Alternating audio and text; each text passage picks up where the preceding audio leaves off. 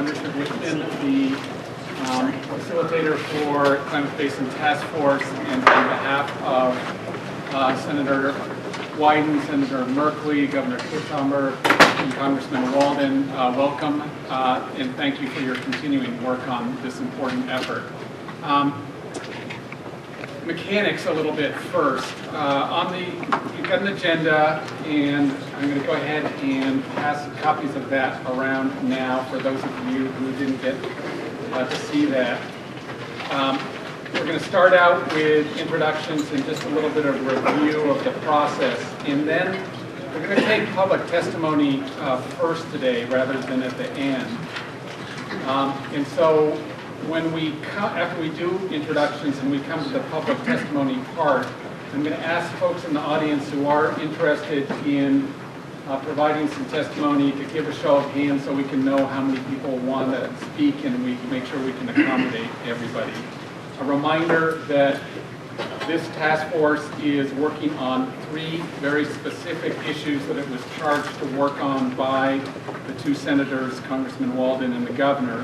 Those being an Upper Basin water agreement, which we're going to talk about today, reducing the overall cost of, thank you Ed, reducing the overall cost of the work on Klamath restoration, and then finally ways to get affordable power to irrigators both within the Klamath Reclamation Project and in the off-project area. So any public testimony, please, should be focused on those 3 issues in order to be helpful for the task force.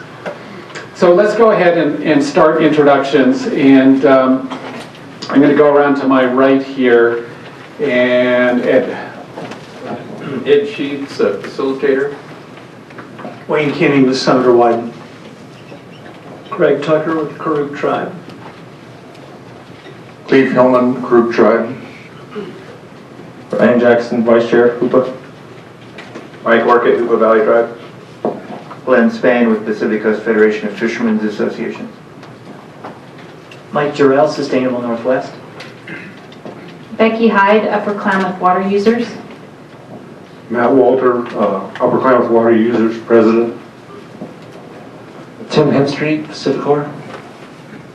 Tim Johnson, Bonneville Power Administration.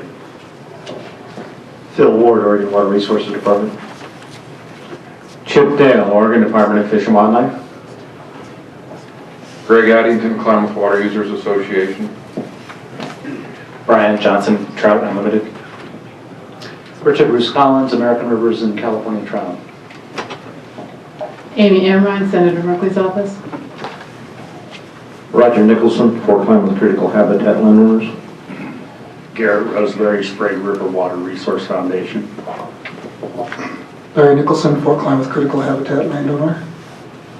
Sean Jackson, Klamath Tribes Tribal Council. David Gober with the Klamath Tribes. Anna Bennett, Klamath Tribal Council. Don Gentry, Chairman Klamath Tribes. Irma Lagomarsino, NOAA Fisheries. Terry Reeves Gilmore, Reclamation. John Vesdak for the Secretary of Interior. All right, thank you. And then who do we have on the phone today? Steve Richardson from Pacificor. And anybody else? Joe Membrino for the Hoopa Valley Tribe. And Jim McCarthy with WaterWatch of Oregon. Yeah, okay. Great, thank you. So let me start a little bit just with some mechanics here today in terms of what paper we're going to be working from. And I'm going to ask Phil Ward to hand out the 3 documents that are really the pieces that we are working from. And also Ed is going to be handing out copies of the agenda to the audience so they can know where we're at in the order. The 3 documents that we're working from are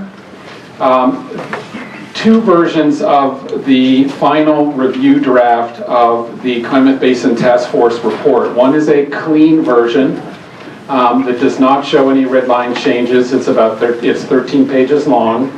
And the other version is a red line version showing the most recent changes to the task force report, and that is 14 pages long.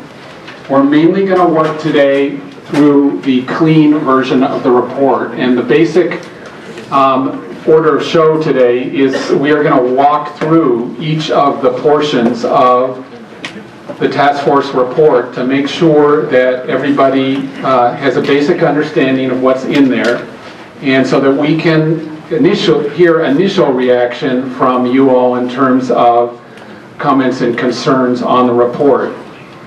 We recognize that the draft of the task force report that has been sent out did not give people a lot of lead time to take a look at it. And so a couple of things with regard to that. First of all, the cost section of the report really has not changed. The power section of the report, there are some changes coming out of the power group meeting that occurred yesterday that we will talk through. But other than those, has not changed significantly. The big new piece of the report, if you will, is the water section, and we're going to talk through that in a fair amount of detail to make sure people understand what's being discussed with the water section of the report, and including the underlying agreement in principle on water and other issues in the Upper Klamath Basin. So that's the basic way that we will work today. We are not going to do a line-by-line group edit of this report here today. We are going to give you an opportunity after today for a week to provide us with written suggestions, comments, concerns by email, and we will then incorporate those into the final version of the report. I am going to be asking folks today to do their best to identify any significant issues that they have with this draft of the task force report, and to give us a general sense of the group of whether we are okay with this report, subject to some final edits and a little bit more opportunity for people to look at it closely. So before I proceed, any questions from task force members just about process or mechanics for the meeting today? All good? All right. So the first thing on our agenda is to hear from the public in terms of public testimony. So could I ask for folks who are here in the audience today to raise their hands if they're interested in providing public testimony? Okay, so we've got 2, 3. All right. So we have a little bit of time, but again, I would urge people to focus on those 3 issues that I mentioned, the power issues, cost issues, and the Upper Basin water issues. Hi, my name is Conrad Fisher. I'm the director of Klamath Riverkeeper. My great-grandparents first came to the Upper Basin in the 30s. I now live on the lower Klamath River, and I represent a membership-based organization dedicated to restoring the river. I just want to make 2 quick points. One is that, in my view, the greatest opposition to this deal, to undamming the Klamath and striking a water deal, has been a segment of people who are ideologically opposed to dam removal just in principle, and I think the vast majority of these arguments are not based in fact, they're based on ideology. And a lot of them come from my home county, Siskiyou County, and the majority of those don't live on the Klamath. I live on the Klamath, they don't. Every summer, most summers, I have to watch the river turn green and tell my niece and nephew they can't touch it. So that's one of the reasons I'm hopeful to see this agreement come into play. The other is my great-grandmother first came to the basin for economic opportunity. The lower river used to have a thriving tourism economy. There are people now who don't go rafting there because the river is so toxic. So undamming the river will be a major net positive for the economy. So I guess that's about it. Oh, the water deal. That was the thing you actually asked for. I think this group is getting a lot closer. I would just make one strong point that I think it is in everyone's best interest to focus to the greatest extent possible on permanent demand reduction. I think it's in the interest of ag and the long-term interest of the environment to get as much permanent demand reduction as possible. I think that will alleviate the pressure and alleviate a lot of the long-term fighting. And I believe this can be done voluntarily, but voluntary and permanent, I think, is the way to go. So.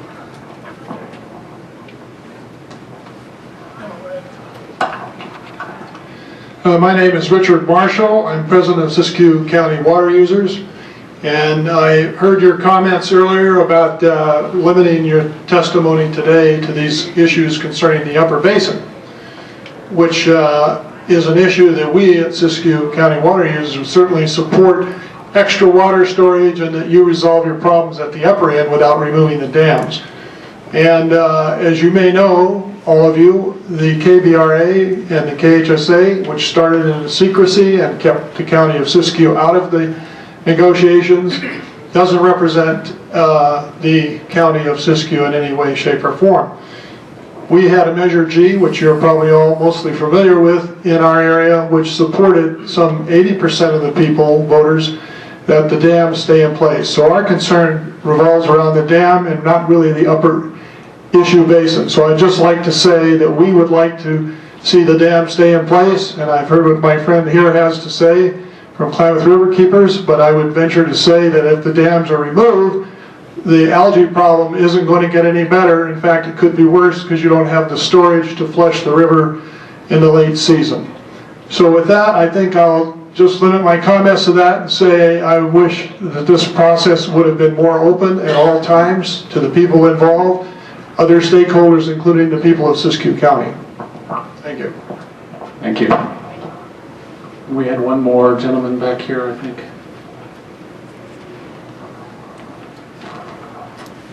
Don Reines, longtime farmer in the basin, primarily groundwater user, so that's where I focused the bulk of my attention, not only to the amount that's being pumped, but at what times.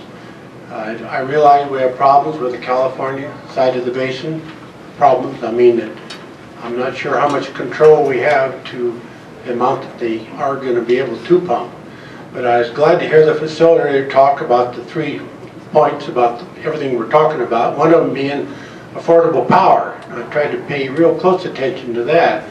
But the last meeting I attended here, I understood that you were approaching some figures possible for the project and didn't think it was possible yet for the off project. I feel that would be one horrible mistake if you want to further divide the country, to just make that big a distinction between the project and off project. I think it's very important that whatever we're going to do, if anything happens, that it be done equally to both parties. Thank you. Thank you. Thank you for your comments. And just a quick note on the power piece, which we will talk about in more detail later today, but it does include both on-project and off-project elements. So we'll talk about that in a little bit more detail. Okay. So we're now going to move into working through this version, this draft of the task force report, starting with the water section. And I'm going to lead this discussion, and I'm going to work, actually, if you'll bear with me, I'm actually going to work through the agreement in principle rather than the task force report. And I'm going to do that. I'm not going to do it in a whole lot of detail, but I am going to work through the agreement in principle first, because I want to make sure that there's a good common understanding of what the main elements are of the agreement in principle, since it is so important to moving things forward in this basin. The first thing to say about the agreement in principle is that it is not a final agreement. It is a set of principles and an architecture for resolving water issues in the upper basin. An enormous amount of technical work has gone into the agreement in principle, but there are important parts of it that are still being negotiated and that will be negotiated over the coming weeks.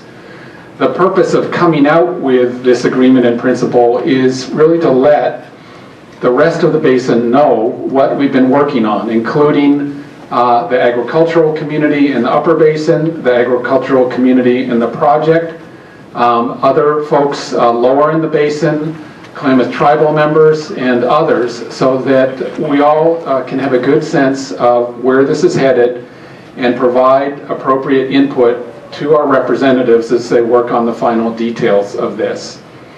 The ultimate bottom line for the Upper Basin Agreement in Principle really is a recognition by the agricultural community and the tribal community about the degree to which the two communities are intertwined and dependent on each other, and how it is really necessary for the long-term economic health of the Klamath tribes as well as the long-term economic health of the agricultural community that we reach a stable, predictable resolution of how we're managing water and land in the upper part of the basin. Personal opinion is that we've seen remarkable leadership from folks in the upper basin, both within the agricultural community and within the Klamath tribes, to get us to this point. But there is more work to be done, and we are looking forward to getting input from the broader community on this agreement in principle. So with that sort of foundation, let me talk a little bit about some of the specifics in the agreement in principle. It is designed to achieve 4 important and co-equal goals, those being the economic development interest of the tribes, a stable basis for agriculture in the upper basin, to improve riparian conditions on streams in the upper portion of the lake, and to resolve at least some, if not many, of the remaining controversies in the Klamath Basin water right adjudication. So the first piece of the agreement in principle is an agreement to work toward the final agreement, with the goal of achieving that by the middle of January of next year. The purpose for that timeline, which is extremely aggressive and will require dedication from all the folks involved in the water group, is to have that piece completed in time for work on federal legislation on all the Klamath Basin issues to be completed by early next year for introduction in Congress by Senator Wyden, and with the assistance of other members of the Oregon delegation, and we hope the participation of other members of Congress as well.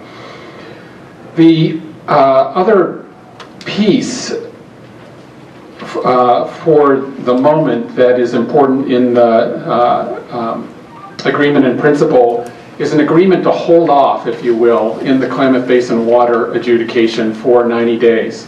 This still has to be approved by the judge who is leading the Klamath Basin adjudication, but there is an agreement around the table and the parties involved in this group to ask the judge to delay that process for 90 days so that the parties who have been involved in the adjudication can focus their time, their energy, and their money on getting to completion of the final Upper Basin settlement agreement, which hopefully will obviate the need to continue with the next phase of the water right adjudication, or at least some portions of it.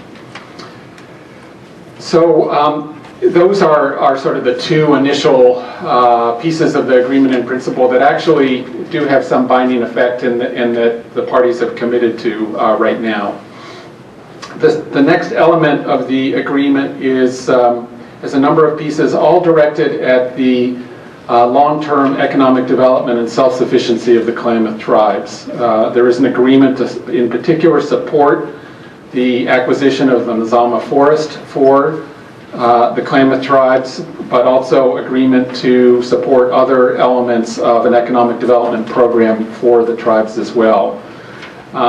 Recognizing really that the water portion of this agreement, although it will provide long-term benefit to the tribes in terms of restoration of fisheries and other values that are important culturally and economically to the tribes, that's going to take a while. And so in terms of shorter-term benefit and shorter-term sustainability for the tribes, it's important that there be that component. So that brings us to the next piece, which is an element directed at the next water year in the Upper Klamath Basin. Everyone knows that we had a very dry season this year in the Klamath Basin with very little snowpack, and the result that by May we were seeing stream flow levels drop below levels that are protected under the determination in the first phase of the Klamath adjudication.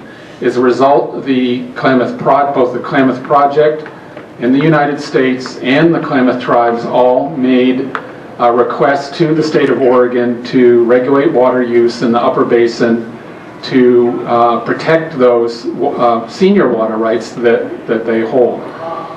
As a result, large parts of the upper basin above the lake were shut down beginning in early June.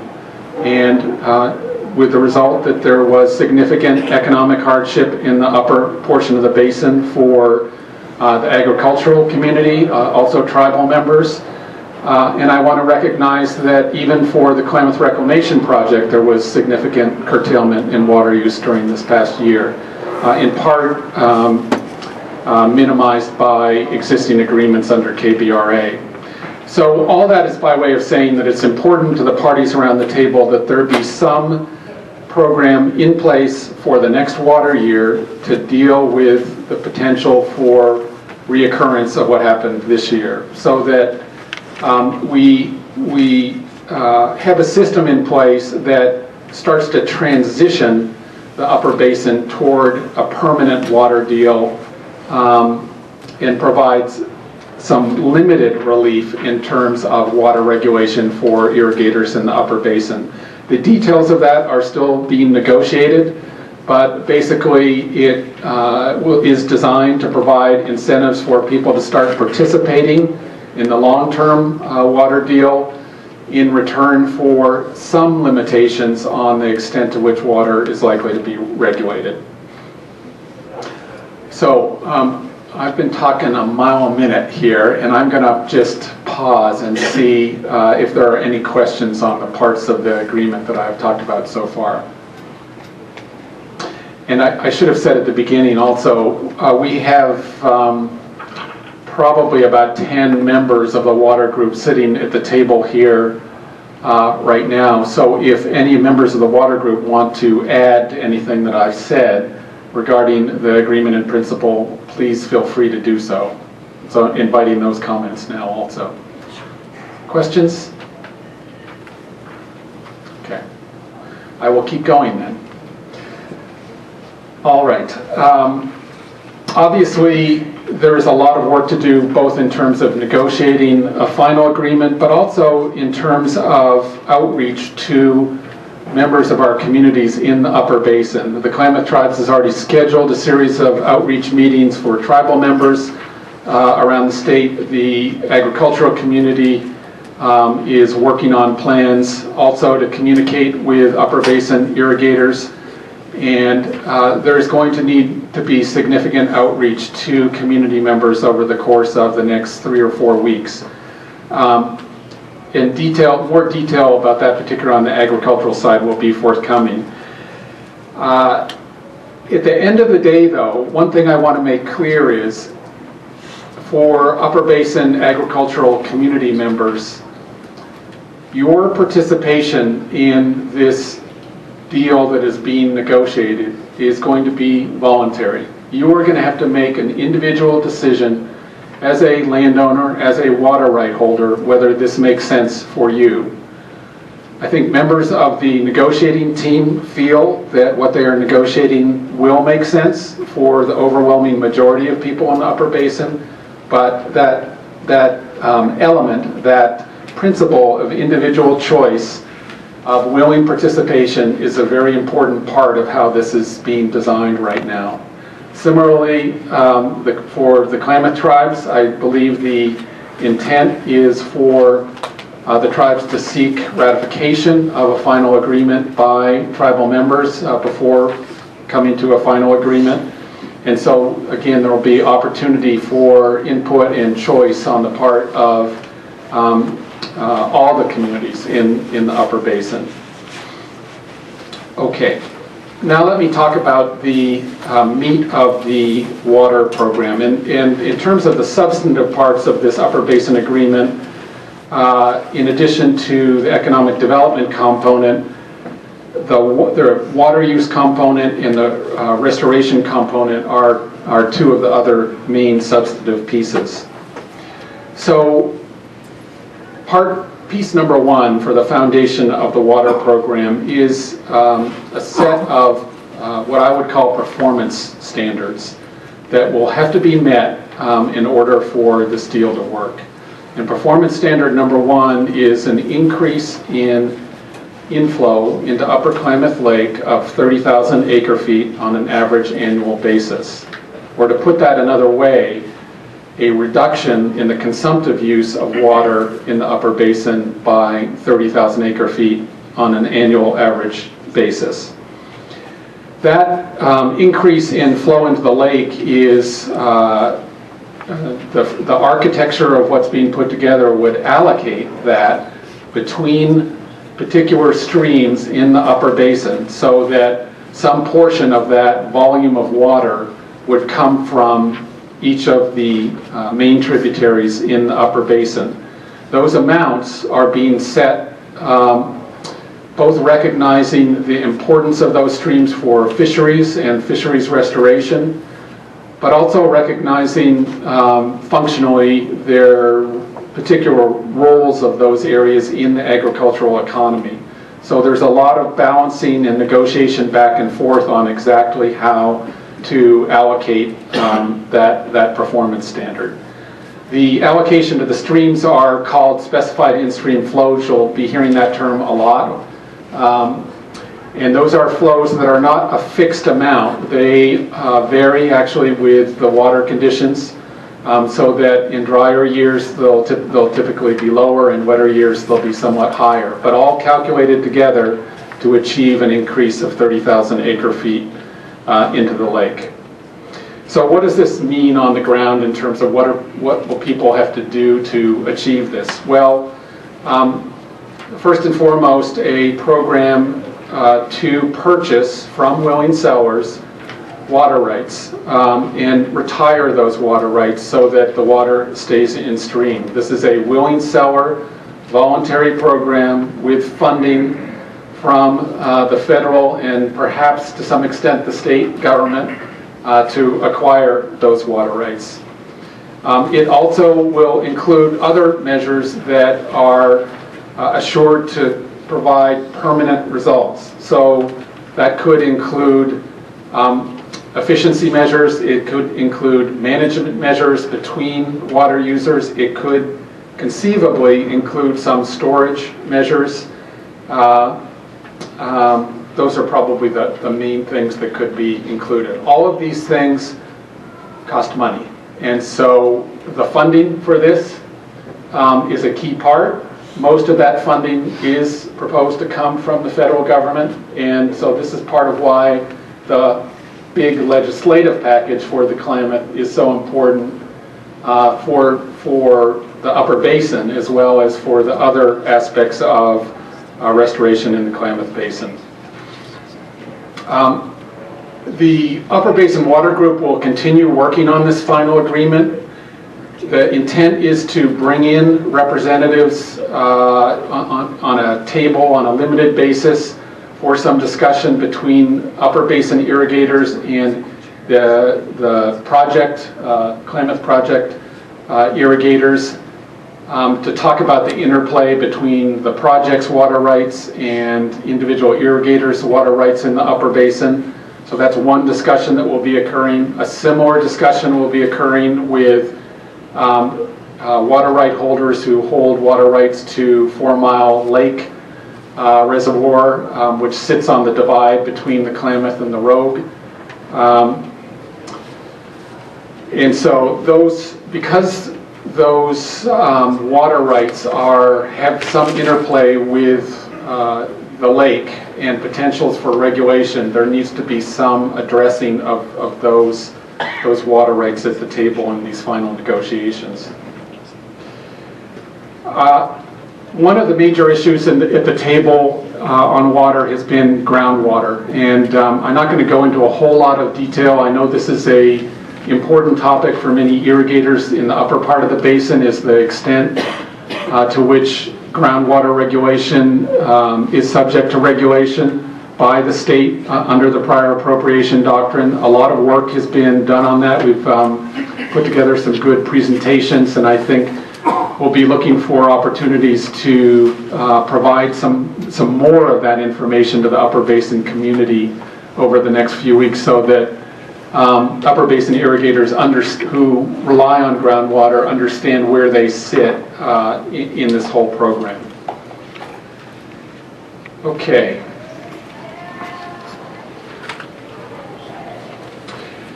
One other piece of this agreement in principle is the notion of some caps on, to the extent we rely on retirement of water rights, caps on the amount of acreage that might be taken out of irrigation.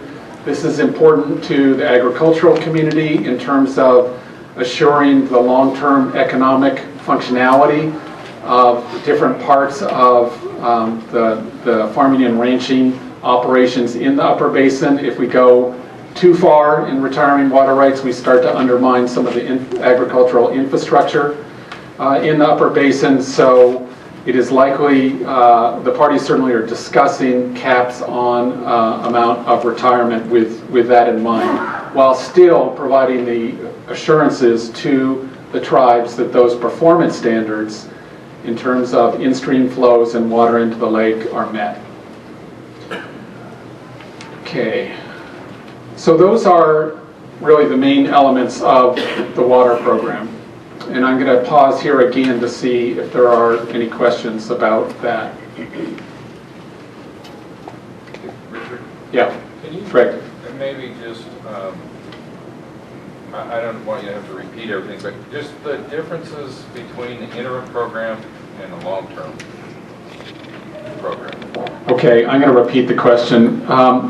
So Greg Addington asked for some description of the differences between the interim water use reduction program or water use program and the long-term water program.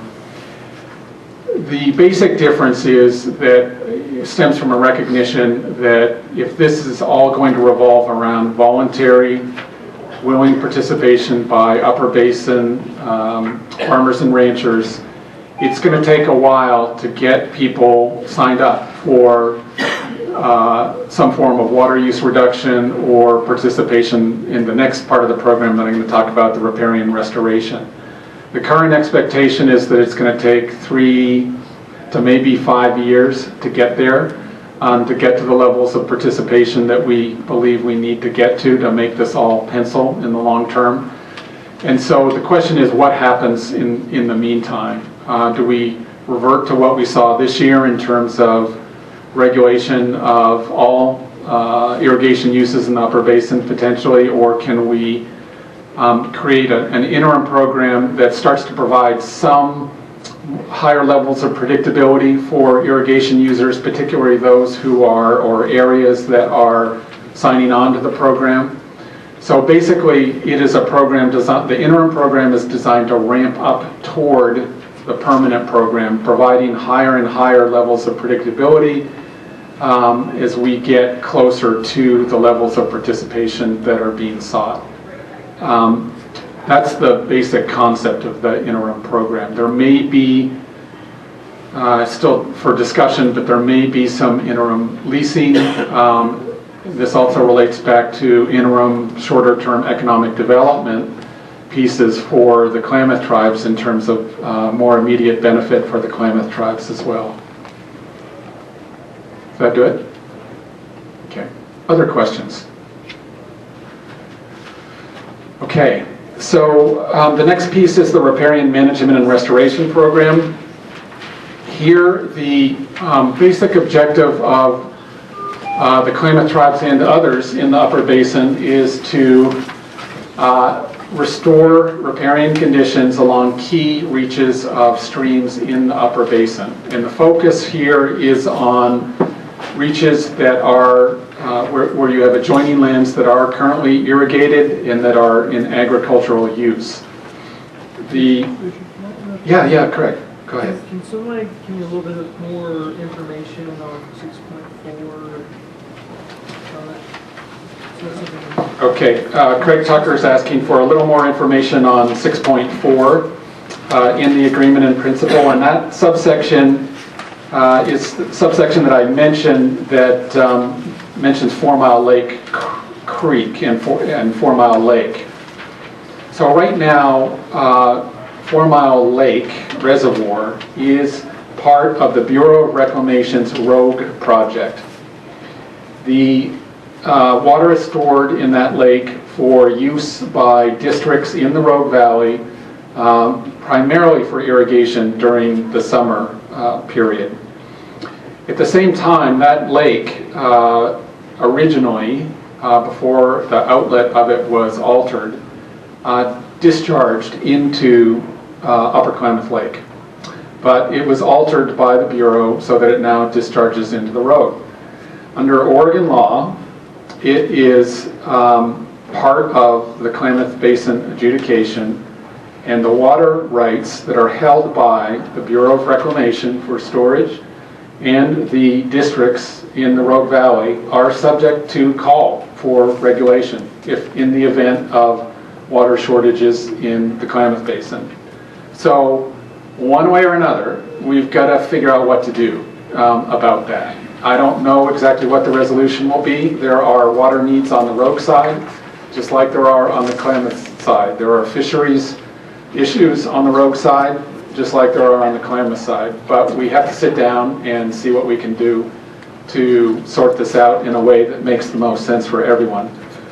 I will mention also that the Bureau of Reclamation, districts in the Rogue Valley, and the state of Oregon, I think I've got the main parties there, are all involved in something called the WISE project also, which is looking at long-term water supply and water conservation opportunities in the Rogue Basin right now.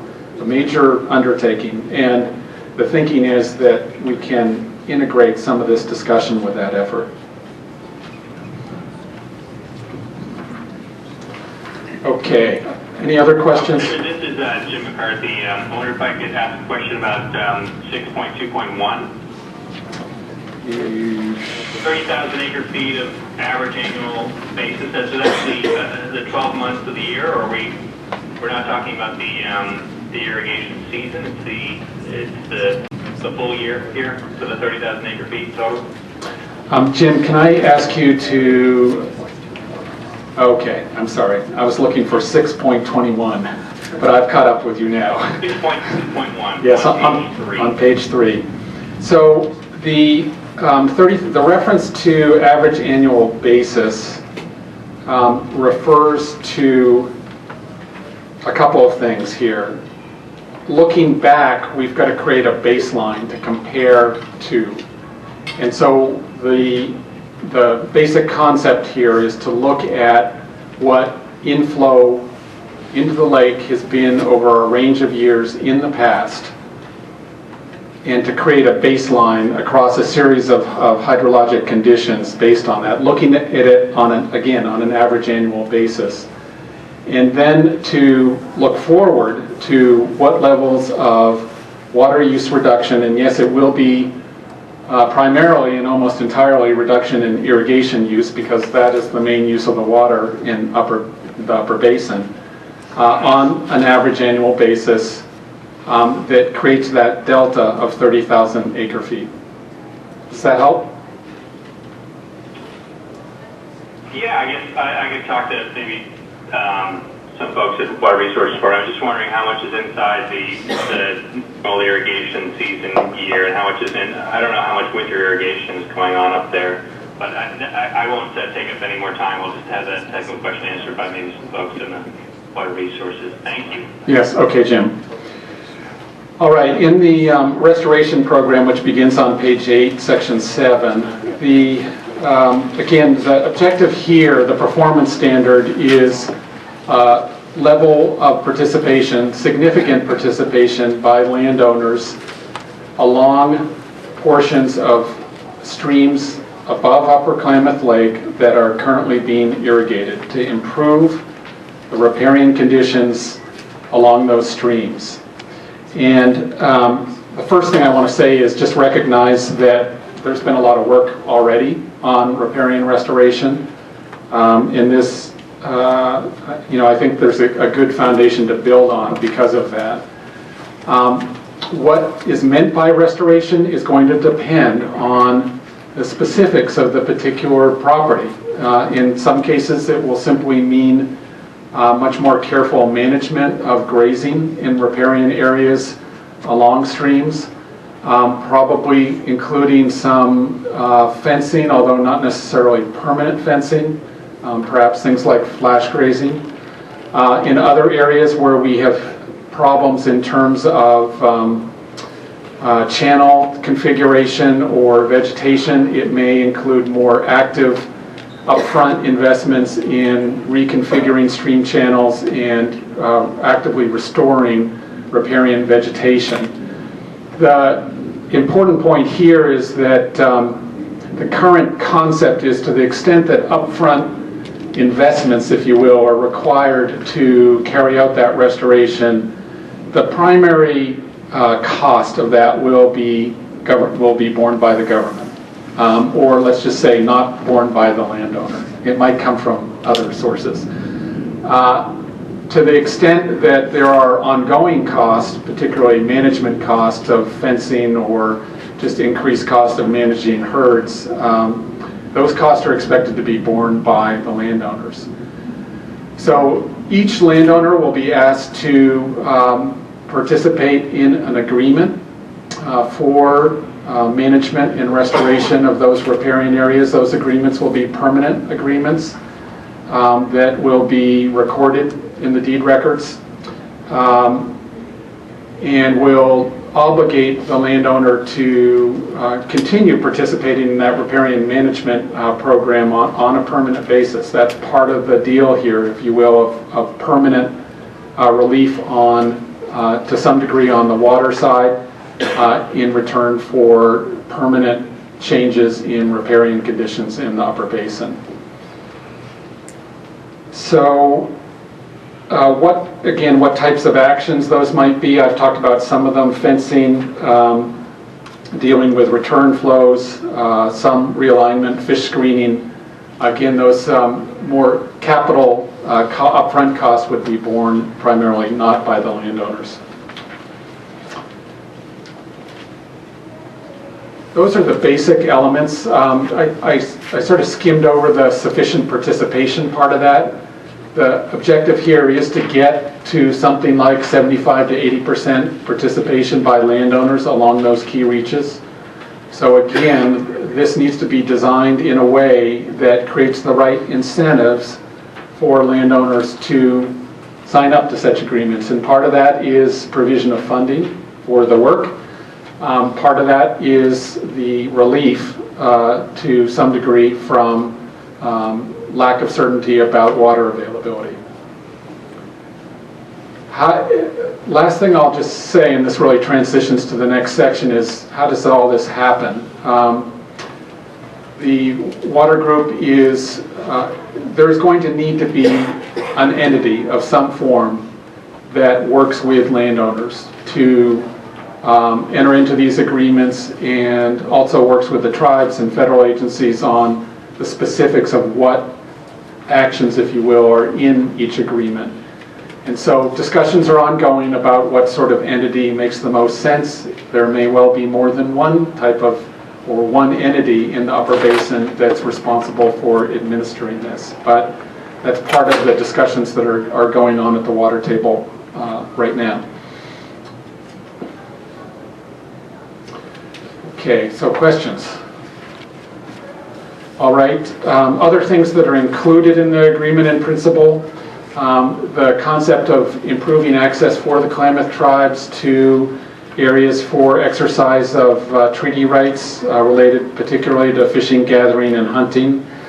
Some of that is likely to be access to stream areas. There may be other types of access involved as well. I've already talked about the 4 Mile Lake piece in the Bureau of Reclamation Klamath Project piece. For the relationship, let me talk for a minute about the relationship between this and the Klamath Basin Restoration Agreement and the Klamath Hydro Settlement Agreement. This agreement in principle, and it's expected the final agreement, will require the participants, the parties to the final agreement, to support the authorizations necessary to carry out that final agreement. and agree that they will not oppose authorization and implementation of KBRA or KHSA, including any legislation required to authorize and implement those agreements.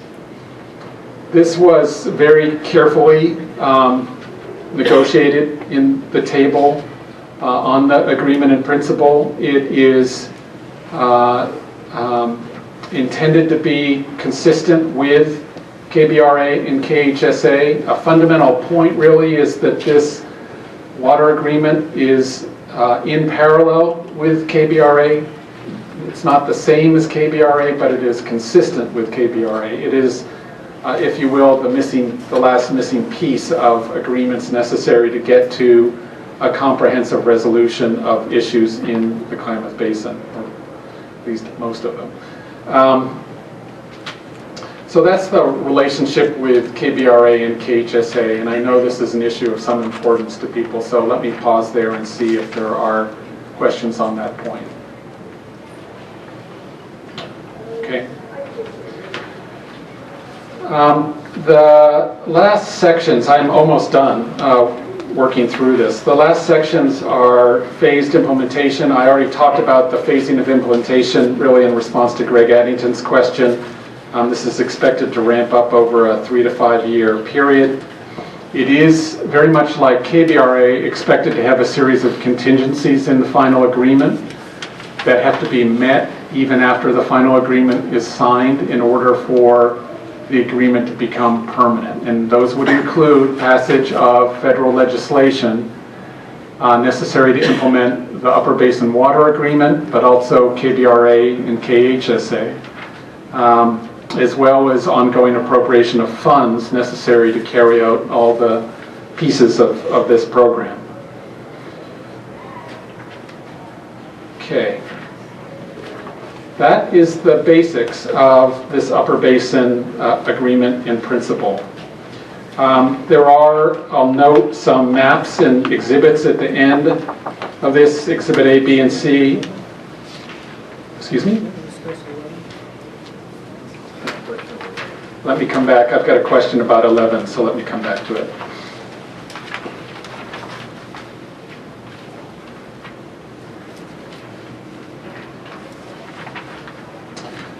All right. I did skim over it, Craig, so if you'd like, I can go through it a little bit more carefully. Well, help me understand. When we talk about phasing the implementation, what pieces are we phasing? I mean, forgive me for not being more familiar with the document, but I've been driving for most of the time I've had it. No problem. And no reason to apologize for that because it did get out very recently, as I acknowledged.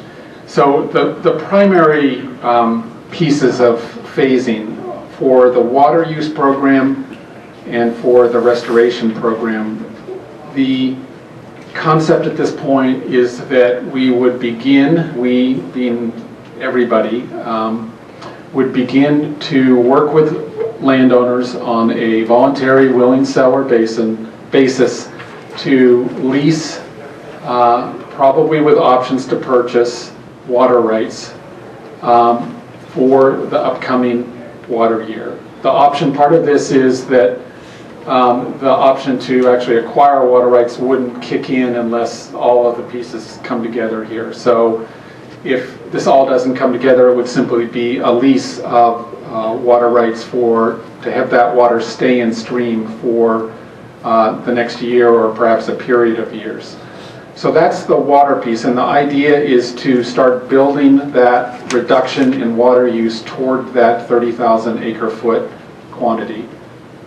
On the other side, in terms of regulation under the state of Oregon's prior appropriation doctrine, regulation would continue. So in addition to some reduction of water use through leasing, there likely would still be some regulation of water use during the phase-in period. Again, the concept that I described is that the in-stream flow levels that would be set would phase in over time so that the likelihood of a call for regulation would be higher in the early years of the program. And then as we get more participation and more water use reduction, the likelihood of a call would start to decrease to the point we get to the permanent program. So that's the water concept. So it looks, when I read it, I'm left, is it written in such a way that you could be in a transition period for a very long period of time, like into perpetuity? No, there will be a time limit in the final agreement on when the particular key aspects have to be met. So I assume there's been discussion about deadlines in terms of passage of federal legislation, for instance. So very similar to what you see in KBRA in terms of deadlines for particular key things to occur. And if they don't occur, then we have to have off-ramps in the final agreement to unwind the work that has been done. So all those pieces will be in the final agreement. But it will not, I can tell you right now, it's not going to provide an open-ended transition period. Does this describe termination limits? The agreement in principle doesn't directly describe termination events. It does describe, as I said, conditions subsequent which have to happen for the agreement to become permanent. So if those conditions are not met, then the implication at any rate is that there would be termination at that point, at some point yet to be defined in the final agreement. Yeah. And Greg, look at 13.1. It's December 31, 2014. Actually, it's in 6.12.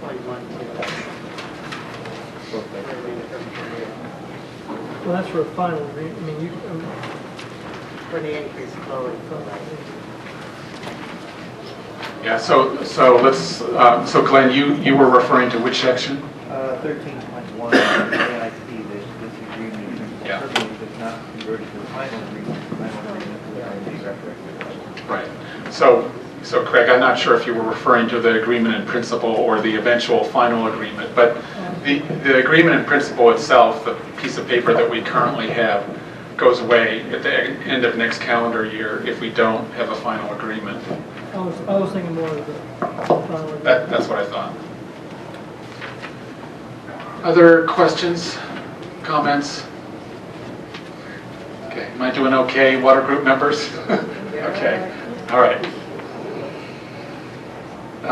And then, Craig, just real briefly on the transition for the restoration program, a similar sort of concept of it's going to take 3 to 5 years to get people signed up on the restoration program as well. And again, there would be a ramp up there. So that's the agreement in principle. I'm going to come back now and talk briefly about the report itself. So if I could ask people to switch paper to the clean version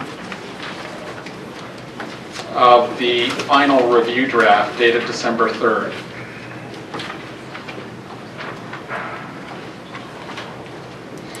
So the structure here for the water piece is very much like the structure that Mr. Sheets here created for the other pieces of the draft report. We have some introductory sections that have findings, some brief findings and recommendations, and then we have more detail in a later section of the report. So let me just walk you through the water pieces of the draft findings and recommendations. And here, I'm just going to acknowledge, and this is part of the reason for providing some additional time to everybody to get comments into us. Even the water group members have not seen this language in the final report. This was really just completed in the last few days. So, and there frankly just wasn't time to consult with all the water group members on this language. So again, for water group members, if you want to raise concerns please don't feel shy. Now's the time to raise them, or in writing, but preferably if you've got immediate concerns, raise them now on this language. So I am starting on the Upper Basin Water Management heading in the middle of page 1 of this clean draft, and I'm just going to walk you through. So the first is just a recognition that KBRA resolved some of the water management issues in the basin, but not all of them, that it anticipates and provides a framework for an off-project water settlement in section 16 of KBRA, but that agreement, if you will, wasn't completed as part of KBRA. That was work that was left to be done, and that's really the work that we've been doing for the last 6 months, and hopefully we'll continue to do for the next couple of months. The next paragraph, the next bullet, is important because one of the things that has changed since the completion of the Klamath Basin, the KBRA, is the completion of the first phase of Oregon's Klamath Basin adjudication, the so-called administrative phase. And that, I think you all know this, but that first administrative phase makes an initial determination of what pre-1909 and Federal Reserve water rights exist in the Klamath Basin.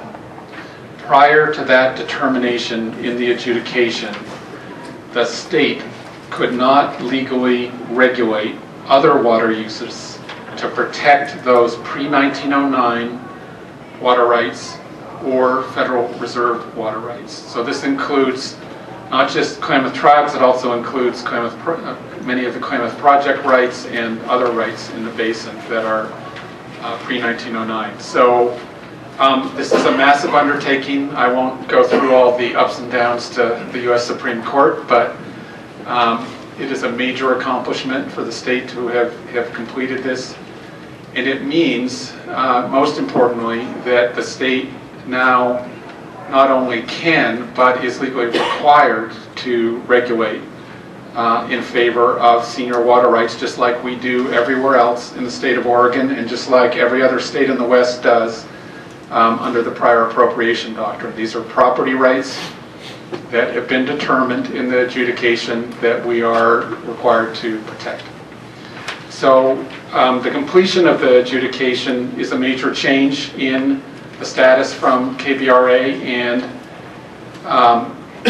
it effectively means that there are more things that we need to work through with both the Klamath tribes as well as the federal government in coming to a resolution of water issues in the Upper Basin. So moving to the top of page 2, this is just, and I've talked about some of this already, just a note of the context here includes the very severe water management and drought situation that we had this past year. Oregon Water Resources Department did start regulating water use in the basin, and I think that's a massive undertaking. I'm looking at Phil Ward, the director here. I think his agency did a great job. Regulation takes some time to work through all the pieces. We're dealing with hundreds of property owners here for the first time, and very significant progress was made by the department. I also want to note the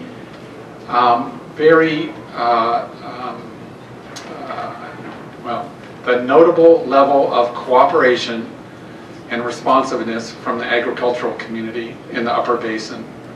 There were some concerns voiced early on in the irrigation season about how this might play out, and I think the state is very appreciative of the Upper Basin agricultural community and how it has worked with us to work through the issues in this new era that we're in terms of water management in the Upper Basin. So want to note that, and I think it's important to have that as part of the context for this report of the task force. I noted at the beginning that water use was curtailed to the Klamath Reclamation Project as well. There are existing agreements between the Klamath Reclamation Project and the United States and the Klamath tribes dealing with the interplay of their water rights that shielded the project to some extent from curtailments that could have otherwise occurred. But nevertheless also acknowledge that the project did a lot to reduce water use within the reclamation project this year as well. So that is just all context for really the agreement in principle and the substantive piece later in this task force report on water. So before I get to recommendations, let me pause and see if there are comments or questions. So David, go over. Appreciate the opportunity and of course I had to dig through this, but I wanted to highlight the benefits of the tribal resources, treaty resources in this context.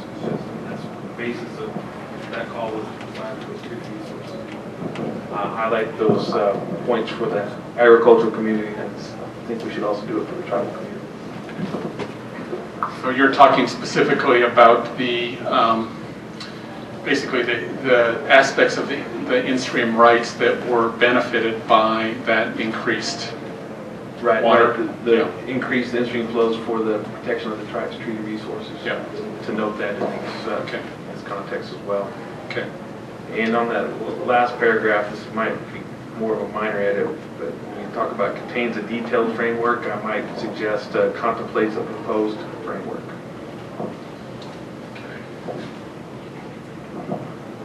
Sorry, David, where are you? Last bullet right before the recommendation section. Second line.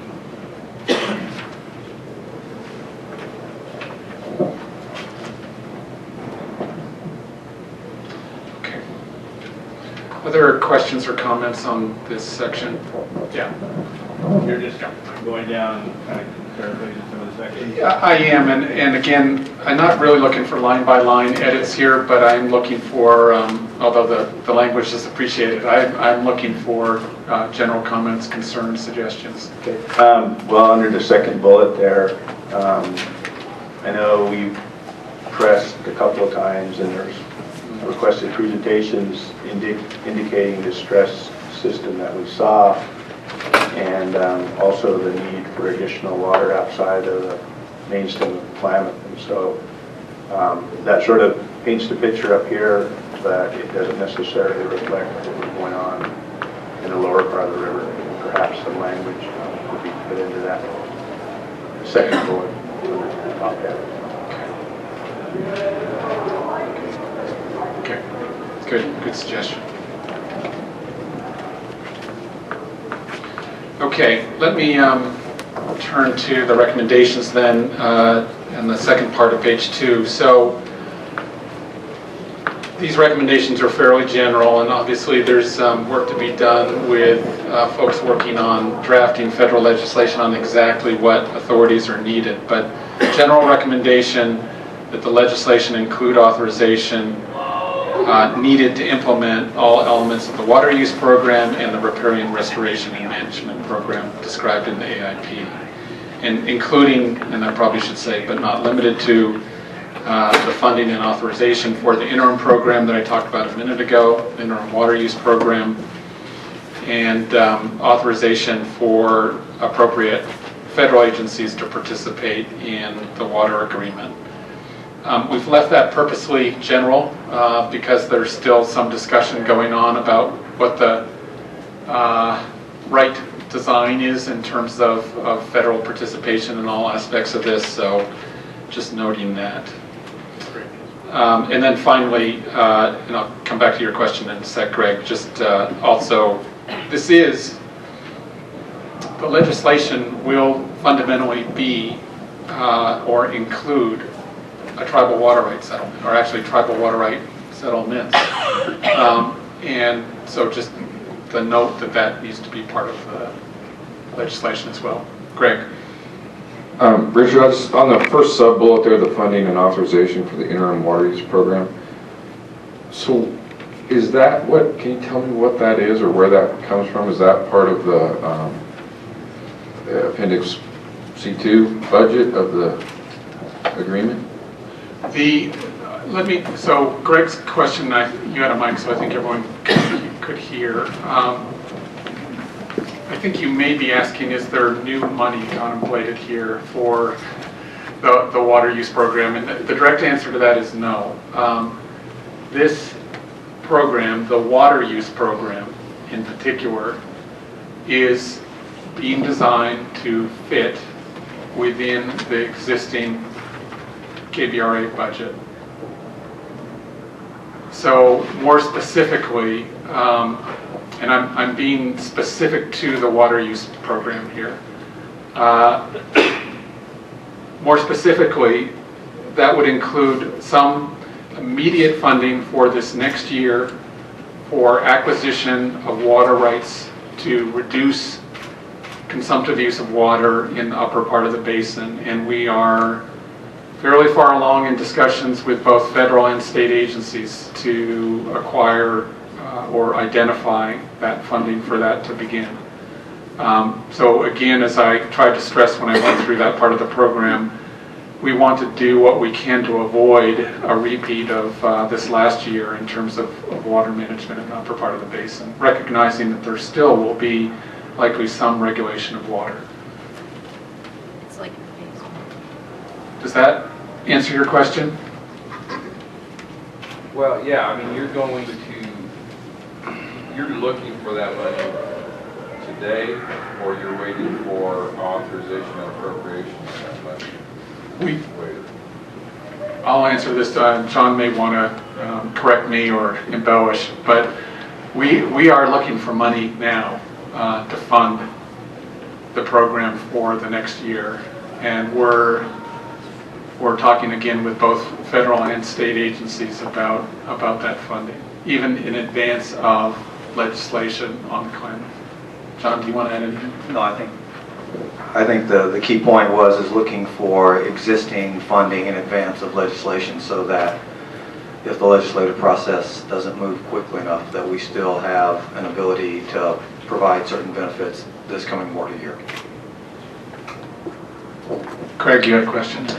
Yeah, well, first I would just say, so far I'm very impressed with what folks have achieved with this, and thank you for all the hard work.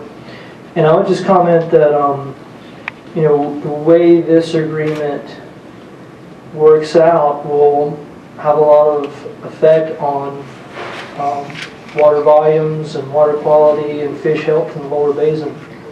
And from that perspective, I would suggest that it would be appropriate to have lower basin tribes participate in the final agreement as well. So I was going to bring this point up a little bit later, but maybe I'll address it right now. One thing that we being, I'll blame the people sitting on either side of me, have been talking about is the interplay between KBRA and this upper basin agreement, and how to appropriately involve the KBRA parties in these discussions. So we have been talking about that. I think the current thinking is that we would schedule a meeting of the KBCC specifically to address the Upper Basin Water Agreement, probably before that agreement is finalized, in order to get input from KBRA parties into that process as we get closer to the final agreement. So I think that's the current thinking of how to approach this. We very much recognize the need, and I know if Troy were here, I would be hearing from him about this also. So we recognize that this does have direct effects downstream on the tribes and on other interests downstream. And so we need to involve those interests in these discussions somehow. Whether that means you're signatories or not, I think is a question for some discussion, but we certainly intend to confer, consult, and incorporate input from downstream interest. Okay. The last recommendation was just a recommendation that we seek to have some other federal agencies participate in the final agreement, recognizing that they are likely to have some role in implementation of the final agreement. I'm looking at Irma now, sort of skipped over the regulatory assurances piece in the agreement in principle, but one of the aspects of this that is contemplated in the final agreement, very much like exists for KBRA, is that for landowners who participate in the water program and or the repairing and restoration program, that we would create a structure, either a general conservation plan, habitat conservation plan, some form of structure so that landowners who meet certain criteria and go through an approval are assured that they are compliant with federal law in terms of endangered species and perhaps to some degree laws dealing with water quality as well. So that is, if you will, one of the incentives that we're trying to create here for landowner participation in this program, and part of the reason that it's important to have participation from other agencies in the final agreement. Yeah, David. Question, maybe you and John, about our recommendations here. We have including in it, like not limited to. Do we need to establish a placeholder if something comes up in the final agreement that we didn't have thought of yet, or necessitated by the final agreement to include in legislation? Is there a placeholder that we can? Yes, good point. Good point. We should recognize expressly in here that there are likely to be things that come up in the final agreement that we haven't anticipated yet. Yep. Next step on that is also, this is specific to these three subgroups. I don't think this legislation or recommendation is also talking about KBRA deal points. I'm thinking of like the public laws 93-638. Right. Now we want to see that in the legislation, but I don't think it falls under here. So that's correct. Where do we do a qualifier or something of the sort? I think that is going to be part of the process of working with Interior and the congressional offices on the legislation as it's developed for introduction. Yeah, so I think exactly what that process looks like is not completely defined yet, but I think the intent, looking at Wayne here, is, and the discussion has been that there will be some form of draft of the federal legislation that is made available to interest with an opportunity to provide input before it gets introduced. Does the report need to say anything on that point? Or no, because it's outside really the scope of the task force. Okay, moving right along. And just for folks who are watching the clock here, we have some requests actually to try to get through the power piece by 3:30 if at all possible. So I think what I'm going to do, we'll continue on through the rest of the water piece of this report. There isn't that much more to go through, frankly. I think we need to take a short break, but I'm going to really hold people to it. And for water group people, I really mean it. And then we'll come right back and plow into the power piece of the report. So, no, we're not taking a break yet. Stay there. Stay there. You're not done yet. So let's move to page 7 of the report. And so what I'm going to walk you through is page 7 and the top of page 8, and then you can take your break. That's your incentive. Okay. Again, the first three paragraphs are really more context along the lines of the findings that appear at the beginning here. The first paragraph just being a recognition of the important interests that are represented by water uses in the Upper Basin, including both in-stream uses as well as agricultural uses of water. The second paragraph again really repeats some of the information about the completion of the first phase of the Klamath Basin adjudication. And then again, the last paragraph notes that KBRA did not include a settlement of the Upper Basin water issues. So then we move into a summary of the agreement in principle, which I have, these are the 4 objectives of the agreement in principle, which I've already walked you through.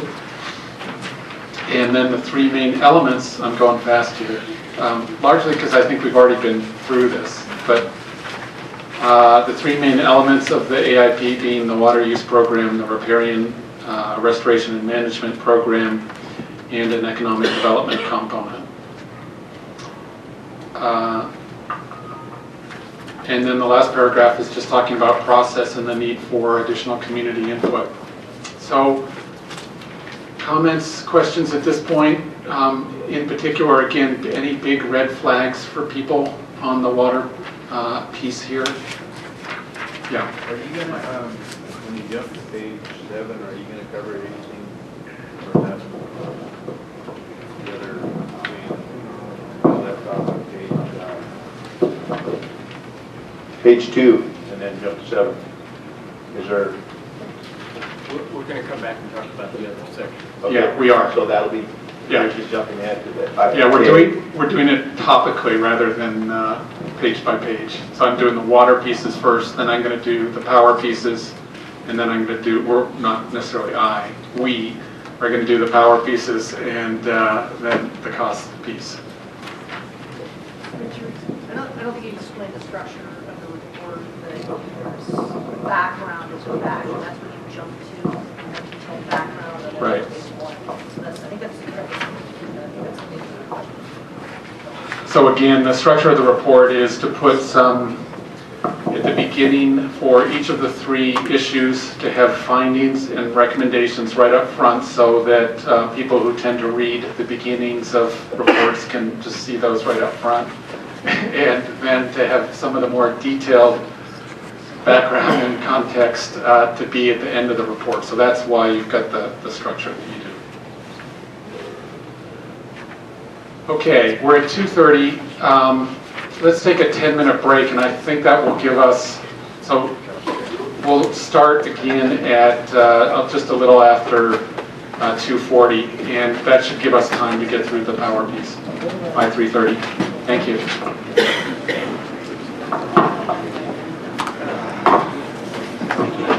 Issue of affordable power. I think everyone knows that most reclamation projects operate with some form of lower cost federal power. That has been part of the design of reclamation projects historically. We have had a similar arrangement, although a little bit different from the norm here in the Klamath, with a long-term agreement for lower cost power that has expired. And so one of the challenges for sustainable agriculture here, both inside the reclamation project, but also for Upper Basin irrigators, and we had a public comment that alluded to this at the beginning of the day today that I want to emphasize.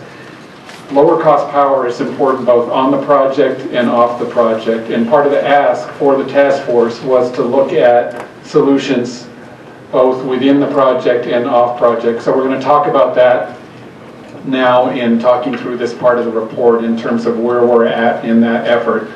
I will say that this is going to be a longer term effort. I think for purposes of the report, what we want to make sure of is that we provide the necessary input and direction to the senators and the congressmen in terms of makeup of the bill so that we get the necessary authorizations and structure in the bill. in terms of what the exact mechanisms are to get lower cost power into the irrigation community is going to take more time to figure out. We're going to talk about some of the pieces of that today and where we're at, but we do not have and will not have this worked out probably for a year or two before we know exactly what the final solution will be. So with that, Ed. Thanks, Richard. So maybe just a quick refresher, and then I'll talk about what's changed, although I think the bottom line is not very much substantively, at least in the reorganization. Again, for those in the audience especially, we've talked about this issue at all the task force meetings. We went through these sections on power in quite a bit of detail at our last meeting, and so I'm not planning to spend a lot of time going line by line, section by section. Just to remind folks that there are 3 major elements in the Klamath agreements to try to address this power issue, which is so important both for reclamation project irrigators and off-project irrigators, but also for pumping water around the system to get it back in the river for fisheries and getting water to the refuges. So there's an interim power program in the Klamath agreements to help in the near term. There's a longer term program that contemplated the development of renewable resources or efficiency or conservation or some combination. Again, to help keep the cost affordable so that irrigators can continue to operate. It could include wind, solar, biomass, geothermal, energy efficiency, etc. Those 2 programs, the interim program and the long-term program, are incredibly important. We've known all along that those 2 programs require federal legislation. And so while there's been some discussion, in order to really make a lot of progress there, we need the federal legislation. I think as a result, we've spent a lot of our time on the 3rd element, which is the federal power program, because at least one piece of that can move forward now and is moving forward now. Bureau of Reclamation is a federal agency. Under existing law, can purchase power from the Bonneville Power Administration and also from Western Area Power Administration. And there's a work group that's developed a work plan, and they're working through it on all the technical tasks that one needs to do that. We've talked about that a lot. We've also talked about the problem that without federal legislation, reclamation can't serve the OP project yet until they've got the authority to do so. So those are the key issues. Again, we're trying to make power affordable, to keep help with the irrigation economy, but also to help fisheries and refuges. And there are 3 programs to do that. I think most of the changes you saw in the document really are just a reorganization, because some people thought that because of all the focus on the near-term federal power program, we'd lost the bigger focus on all 3 elements. And so I think I want to open it up to others, but I don't think there's really anything substantive that's changed. There's been a lot of reorganization. Hopefully it's a lot clearer and conveys that there are 3 parts of this program, 2 of which need federal legislation before we can really make much progress at all. 1 is underway for the ON project, but we need federal legislation for the OFF project. As Richard said, that's going to take some time, and that work is going on. So with that sort of quick overview, Glenn.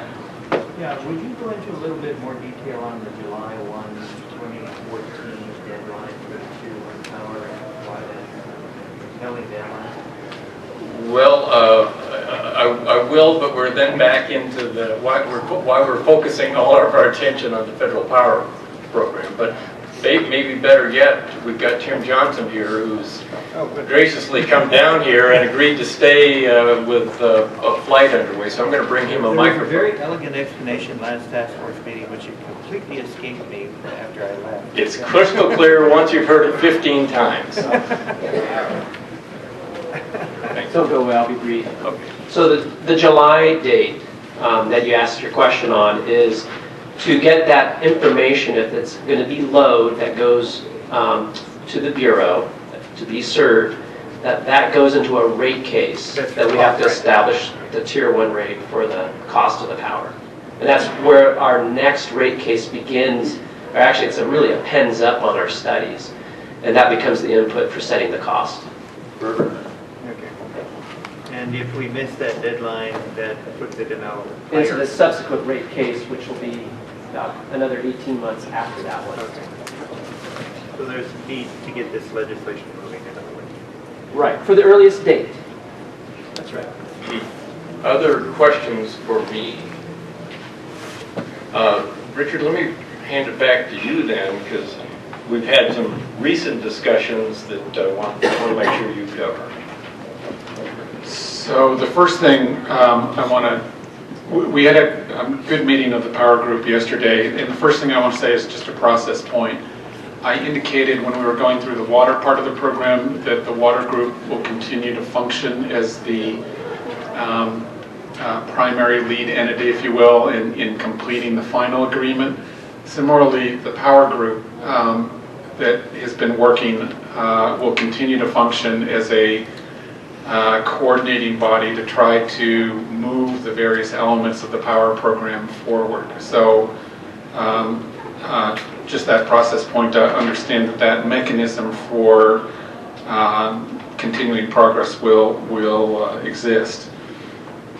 Trying to read my own notes.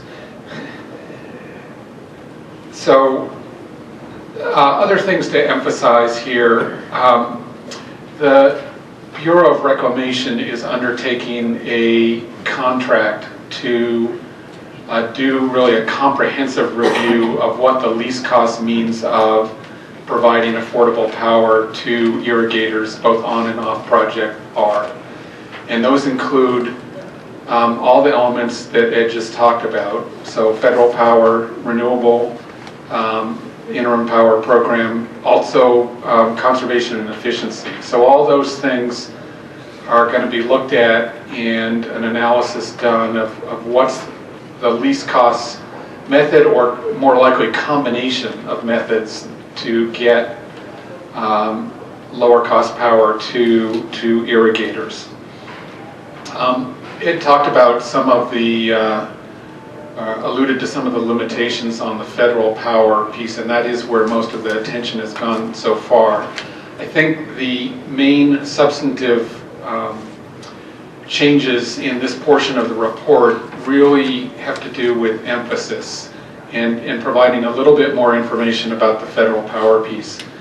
Initial rough indications of potential cost savings for getting Tier 1 power from Bonneville to irrigators are that the level of cost savings are likely to be lower than was anticipated at the time of KBRA. And so we are expressly recognizing that in this report. We're not saying that as a matter of certainty, but we're giving a signal, if you will, that there's concern about whether the federal power piece is really the be-all and end-all solution to this. That said, none of us are giving up on the federal power piece, and I think are going to continue to try to push hard to do everything we can to take maximum advantage of that opportunity with the Tier 1 power, both for on-project and off-project, recognizing that the timing considerations, particularly for off-project people. Let's see. One other central point is really to also recognize that affordable power was a key part of the deal, if you will, under KBRA, and that in terms of outcomes, the legislation needs to, in the implementation of the legislation, need to be designed to get to that outcome, that same outcome. It may not be that we rely on the federal power piece quite so much as we were anticipating. We may look more to conservation, efficiency, and renewables for achieving those goals. There's been a fair amount of discussion, and there was a fair amount of discussion in the meeting yesterday about solar as an opportunity to provide some more distributed small generation of solar for irrigation using the Oregon law in terms of net metering to make that more economic. So that's something that the Bureau study will also be taking a look at to give us some early indication on of the viability of that. So those are really the main substantive changes that have been made in this portion of the task force report. I would invite Greg or any of the other folks who were at the power group meeting yesterday to add any points. Matt, you were there also. Becky, any other points? I would make a comment.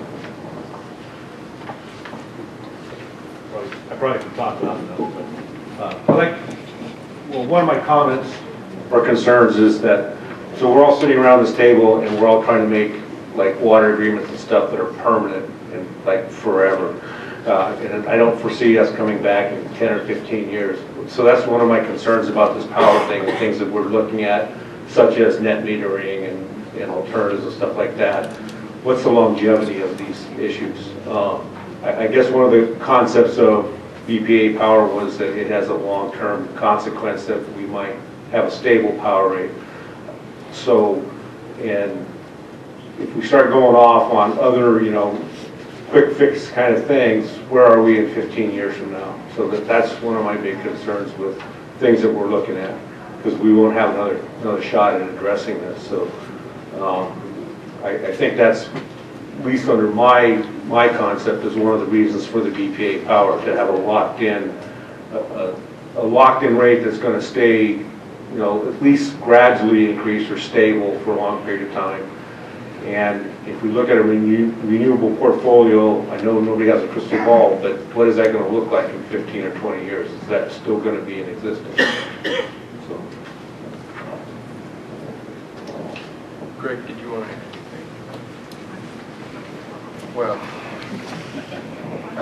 and Richard said it, but it's the point I want to make is just, and I agree with Matt, I think all these things are still on the table and all of them are still need to be evaluated, but it's the outcome that matters. The outcome is described in the KBRA, and it's hard to know what it looks like, that gets us to that outcome. And so that's why, the work that the Bureau can do is important, and it needs to be timely, because people got to make decisions, and it's really challenging to do that right now.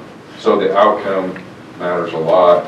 And I think Matt's point is a good one about long-term, how we evaluate these things.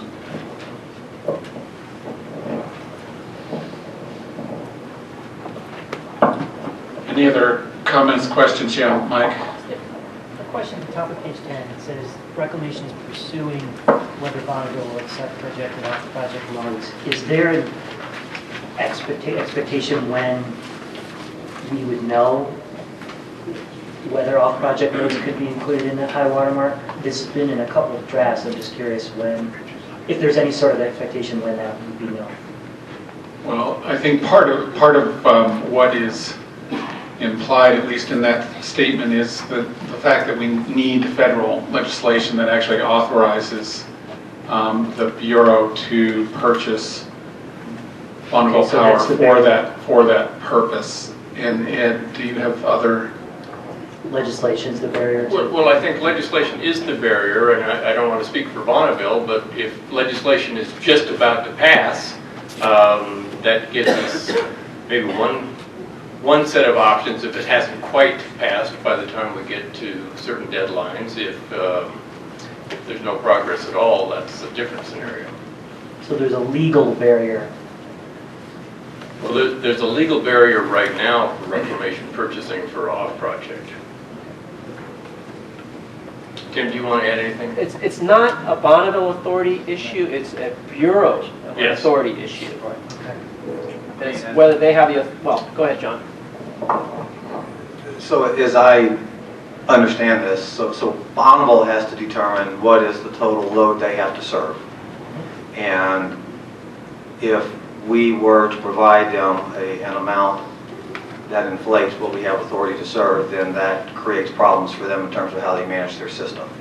And so, I mean, because I've been pushing this point myself, is why can't reclamation just overestimate and lock us in place? But I think that's the problem for Bonneville, is it creates issues with how they manage the whole grid and moving power around. But so fundamentally, reclamation has to be able to show Bonneville that we have identified a load that we are prepared to serve at the time we make that report. Correct, Tim? Right, and it has nothing to do with the grid. It's really the authority that they, by law, have a right to serve that load. And all of our customers have to demonstrate that. So it doesn't mess with the grid. It's really just they can get to that load. That makes sense. That sentence, I was wondering if that was something separate, that there was some sort of flexibility if authority didn't occur, that something else could happen. But it sounds like. Yeah. Okay. We're hoping if legislation hasn't passed but is really close, that we can ask for a little extension. But I think that's what we're trying to get to there. There's a glimpse. I was thinking it was maybe a newer. Other, Becky? Can't help it, I have to comment. First of all, I want to thank all the people who have been working hard on power. I mean, it's obvious that there is a whole galaxy of people who have been trying to figure something out here. But I have to admit, I am shocked that we are this far down the road in this process, and we have so little to show for it. And I think that the irrigation community came in good faith to the KBRA table, and this was a serious bargain for benefit to agree to other important things that are happening in this basin. And what I feel like is that on many of the issues in the basin, we have put a tremendous amount of energy towards getting them over the top. That happened earlier on in KBRA with some of the issues that really happened. It's happening now with the water subgroup in the off project. But I feel like real leadership and some kind of focus has yet to come to this power issue, and that troubles me. So I just want to have that on the table, that we are falling way short, and it's a very, very important issue for this basin to have competitive power rates like other ag communities in the region. And maybe I'll just, for context, Becky, thanks for your comment. When you look at this section of the agreement, I think the anticipation was that the legislation would pass fairly quickly and all of these things could get started. So I think there's frustration on power and probably other parts of it as well. I do think it's important to acknowledge the help we got from the congressional delegation. There were some issues that were kind of a hold up even on the federal power piece that they were able to clear away a few log jams. And so it seems like we do now have a work plan. It's getting started for implementation, but I certainly understand the frustration. And like I said, I appreciate the work, but we need the result. It's okay, Ed. Just to reiterate the point you made, that this has implications beyond the ag community too. I mean, it's important, I think, for, and not to speak for you guys, for the off-project water program, and it has implications, as you said, for the river and certainly for the refuge. We've got to get this problem fixed. Other comments, questions? outstanding issues. And again, I just want to reemphasize one thing that Richard said. I think hopefully now we've got the right tone and emphasis in this section, but the key is it's I think a clear picture of where we are and a path forward, what we need to do to get the legislation and to get this power delivery work group to continue to work on those issues on the federal power piece. Anything else on the power issues? Do we want to shift over to costs? Yeah, so the last part of the report is the part of the report dealing with reducing costs to the federal government of implementing the various pieces of the Klamath agreements. And here, the extent of changes in the draft are substantially fewer than what we just talked about with regard to power. Really, there has not been any substantive change in this part of the report that I'm aware of. I think that's right. The summary section, I think, is the same or virtually the same. I will point out a couple of new things. Let's grab this. So when you last saw this report, we had a couple of blanks. So now I'm on page 12 and 13. And if you look at the paragraph on the screen, the federal agencies have identified that paragraph. This was a blank. So this is $51 million that the federal agencies have identified that have already been made to carry out the Klamath Basin Agreement. And John, please correct me if I'm wrong, but my understanding is the direction to the federal agencies was to only identify funding that went to KBRA activities that accomplished the objectives of the agreement. So let me give you another sort of something that wasn't included. If there was ongoing monitoring or research that happened in year 1, that also needs to happen in year 2, 3, 4, 5, 6, and 7. The fact that it happened in year 1 doesn't reduce or change the need in the future. So those kinds of things were not counted.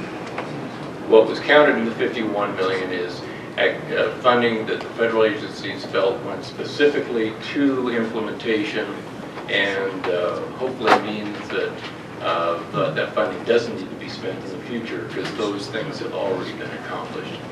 In addition, the federal agencies identified another $10 million that's been estimated for fiscal year 2014. So when you factor those in, that changed the math, and the total new federal funding reduced the total new federal funding required by $173 million.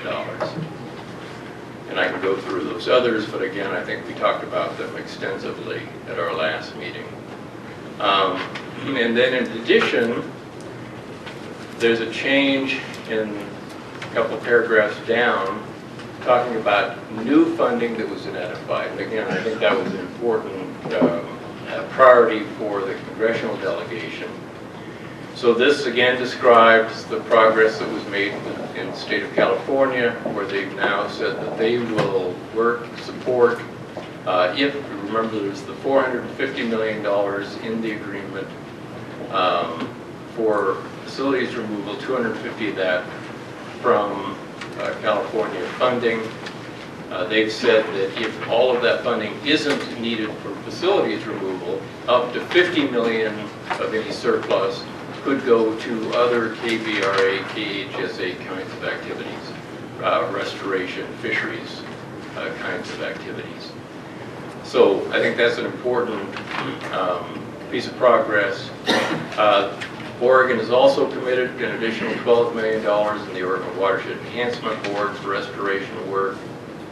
We think private foundations will also provide funding. And together, those additional resources total approximately $72 million. Something that has changed in the last draft, we had also included $50 million in the Reclamation of Water Rights Settlement Fund that we thought would be available in the first 10 years. Now I think it's fair to say that there's a significant question about that. And so, John, I'll let you clarify, but that funding is still committed, but given that we've now focused on a 10-year time frame, we thought we should treat it as at least a separate sentence for clarity. So when we worked through all of these additions and other changes, I think we did hit the target. I think Senator Wyden had an ambitious goal for us to reduce funding by between 25 and 33%. All of these changes reduce the need for new federal funding by 33%. The other major thing that I skipped over, because it hasn't changed at all, but it's very important, is the focus that I think everybody in the task force agreed to on new appropriations, new authorizations for appropriations. Those have been identified by the federal team. They total $250 million, and that's really the recommendation of this report, the major recommendation, that the legislation focus on seeking authorizations for appropriations for those new funding activities. And you've also asked for a process that's been used in other settlements for accounting and tracking of the funding in some sort of cross-cut budget. So we've talked about that a lot in previous meetings, but I'd be happy to cover any of that again here, or answer any questions, or discuss any questions or concerns. Yes, hi, this is Tom Schlosser. I've got a question which we discussed some in September, and then you and I have gone back and forth on it.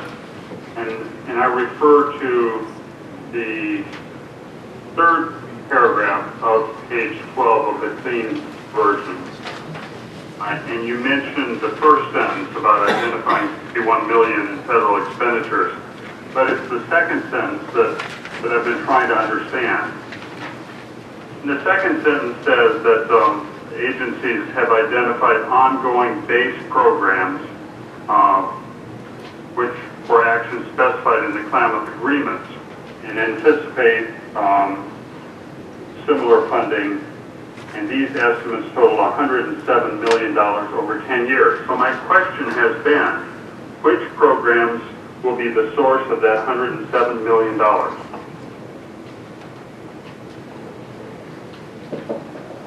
Tom, this is Bezdek, and how are you? And I apologize for the raspy voice. But we've had this discussion a number of times. I think, excuse me, hopefully within the next month we'll be able to sit down and walk you through specifically line by line, but the bottom line for this discussion today is the Office of Management and Budget, which controls all federal spending, has expressed to me that they are comfortable with talking about these numbers in the aggregate, but they have not yet approved me to discuss these numbers as it relates to specific agency level spending. And so for the time being, all I can do is talk about this in the aggregate and not at the specific agency level. Well, different than the explanation that I've had up until now, which is that the problem is that the spreadsheet that you're using includes both past programs, which is what I'm asking about, and future spending. And there's been an unwillingness, I guess, to redact the future stuff, which OMB is sensitive about. But are you saying that even the identification of past federal programs, federal-based programs that would be impacted by this, that those programs can't be named? At this time, they cannot. And why is that? That's a good question. I wish I could give you the answer. This is what the budget guys at OMB have told me. I suspect, Tom, if we were to identify the past accounts and the past programs, that it would be easy to extrapolate forward, is my guess. But the discussions that we've had, and if you think they're unsatisfactory for you, think about how it is for me and my guys, is they are just uncomfortable with having that level of detail at this point in time. I've got a meeting with them next week when I get back. I suspect this will be at the top of the agenda, but for the time being, they want to keep it at an aggregate level. Well, there is a real transparency issue here. $107 million is a lot of money, and it's clearly going to come from some federal-based program. And I feel like you owe it to the public to disclose who's going to be tapped. No disagreement, Tom. I suspect for that very reason is why the folks at OMB want to make sure that they've had a chance to crunch these numbers and they're comfortable with it, because once the numbers go out at an account level, I suspect it will be impossible to reel them back in if they're wrong. So I suspect that's one of the big reasons why they've asked to keep it at the aggregate level.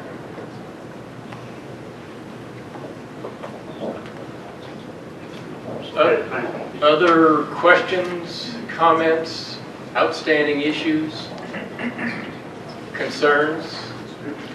Again, I want to thank, we had a small group working on the reorganization, water users, Pacific Corps, some others. Hopefully you'll agree with me. I think we've made it clearer, more to the point, and maybe more balanced in terms of the importance of all three elements.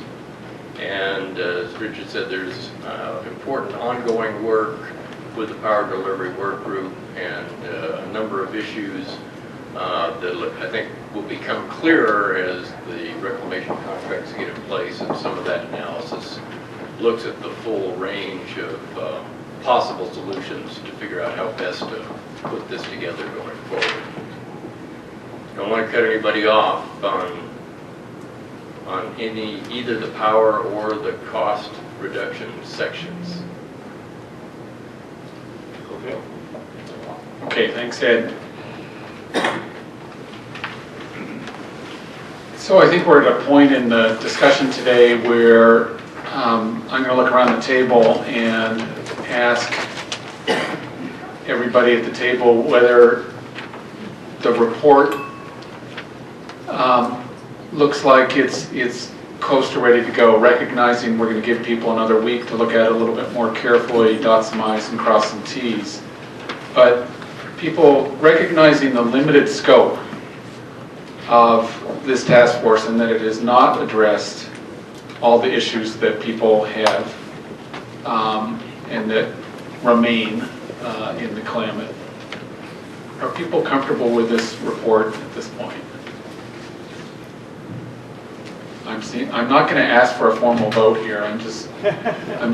Let's put it this way. I'll ask if people have really significant concerns. This is the time to say so. Okay.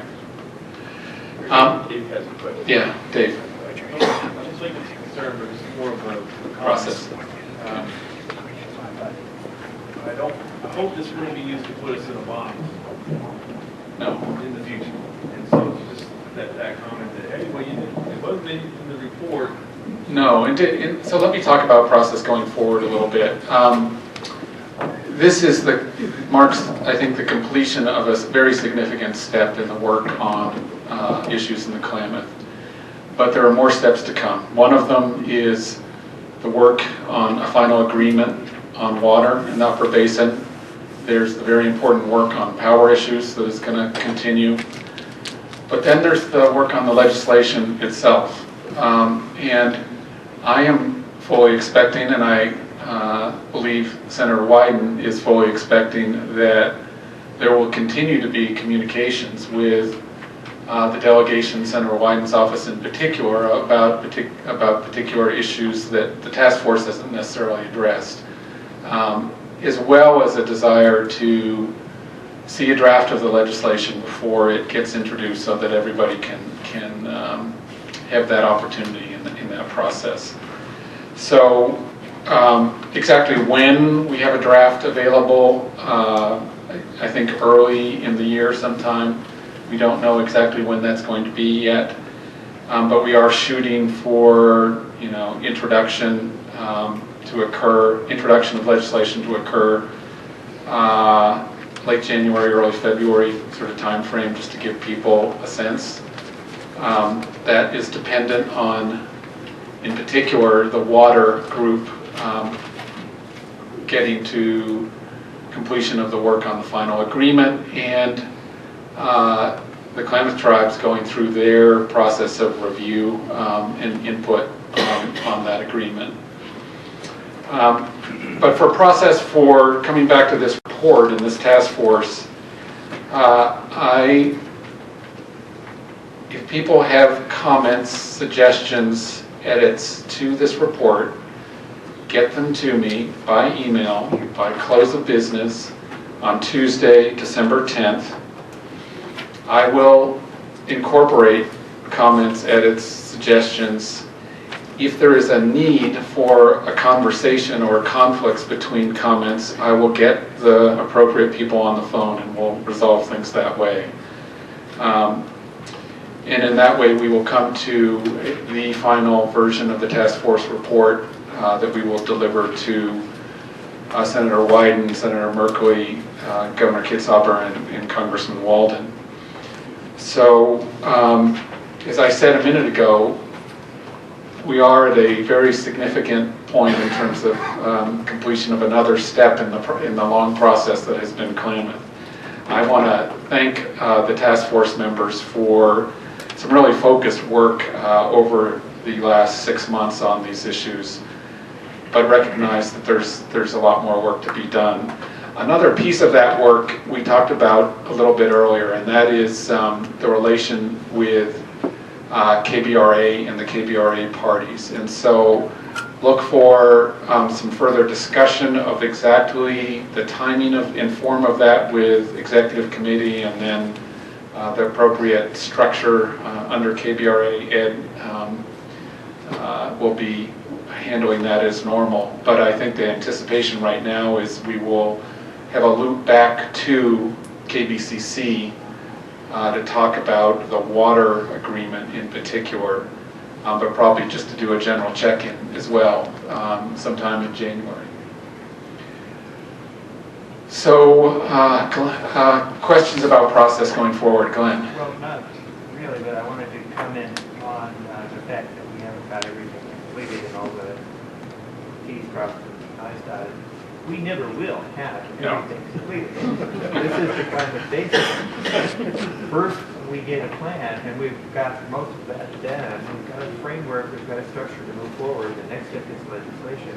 And then we've got to implement the bloody thing, which is going to take our lifetimes, and that's our legacy to our kids, basically. So I'm never discouraged when the work isn't all done, because it never is done, not in the real world.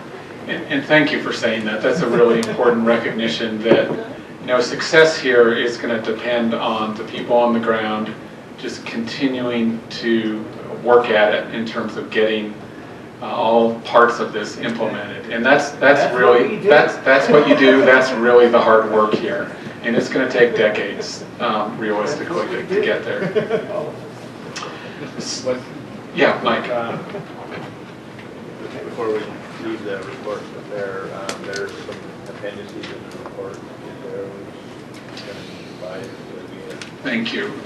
Yes, and very late last night I was thinking about whether to try to make a late attempt to get those into the draft that I sent out, and I just was not able to do that. So we will send out what you have in front of you in terms of the final review draft with the appendices tomorrow to task force members, so that you can see those as well as the rest of the report.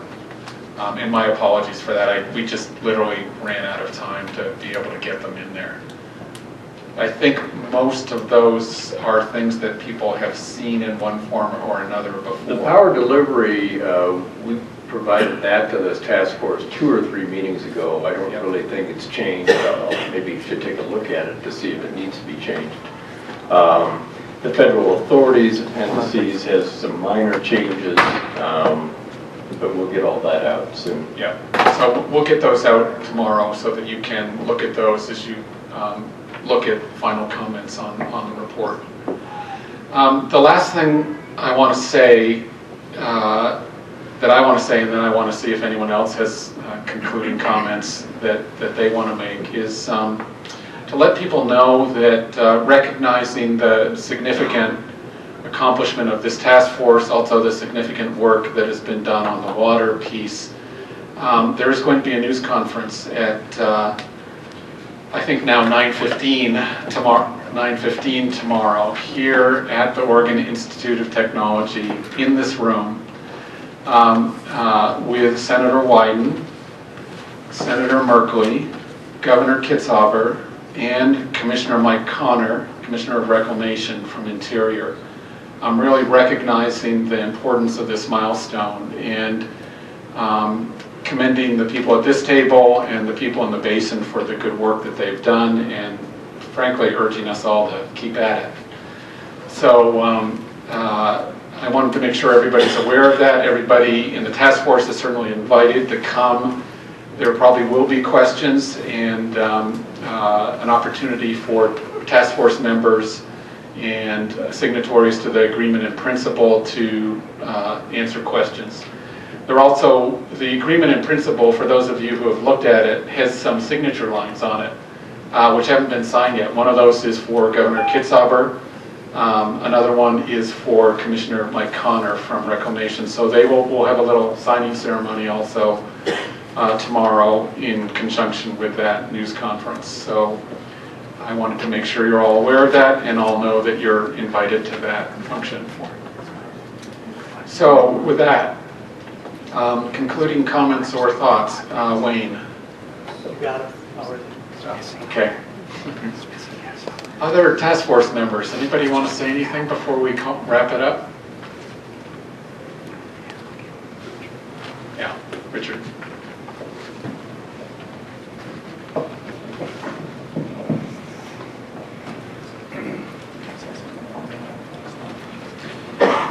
I have one recommendation before I make a closing comment.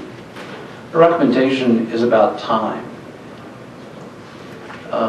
Glenn's right that the work that is proposed here will continue indefinitely.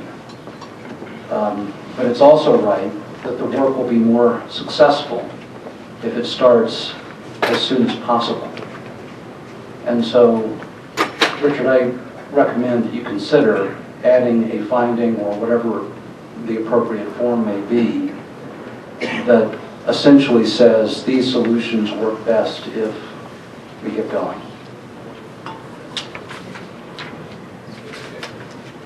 My closing comment is thanks to the two senators, Representative and Governor, for convening this task force. In my view and my client's view, the solutions that have emerged from this task force have substantially improved where we were before. I'm particularly grateful to the parties who have who developed and signed the agreement in principle. There it's most clear that we have made substantial progress beyond where we were in 2010. And I wish you the best as you move towards final, and as is true for all of us who are not part of that particular work group. If there's anything we can do to help, just let us know. Thanks. Anybody else? Going once? Going twice? With that? I'm not on a task force member. Yes, Mike.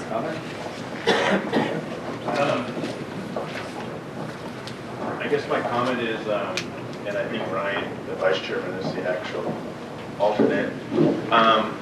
I just want to make a statement that the tribe, I mean, there's all kinds of spins on the Klamath Fest over the years, but We've always came with the objective, constructive objective, and in this case, there are certain forums that we're not parties to, KBCC being one of them.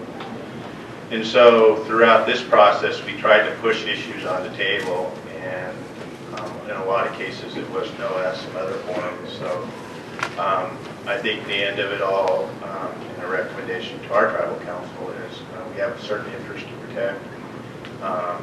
We'll continue to do so as the process moves forward and see where we fit in. But I just wanted to make that observation, especially this past year when I think the climate, like I said earlier, was in a stress mode for a good part of the year. The tribe spent a substantial amount. We'll continue to spend resources on that. And there are other things that Klamath is one box, but it starts to boil over to other forums. So I just wanted to make that observation, and in good faith. Yes. And then when you turn to the agreement, I guess another observation is there are certain ones that we've made comments on, and a lot of disagreements about those, whether portable power has a relationship to the water and how it moves throughout the basin, that type of thing. And my suspicion is we'll submit those again, but I'm not sure where those will go. But continue to be a party and be active. Okay. And I want to thank you for Hoopa's really productive participation in this effort in good faith, and I really think that's true, and it's really appreciated. So thanks. With that, we're adjourned. Thank you, everyone. There is Larry Nicholson is reminding me, there is a reception tonight for folks who are interested.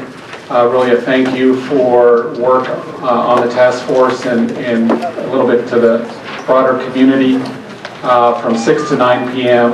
at the 9th Street venue in downtown at 829 Klamath Avenue. So for task force members who are going to be around this evening, please stop by and help us celebrate. Thank you.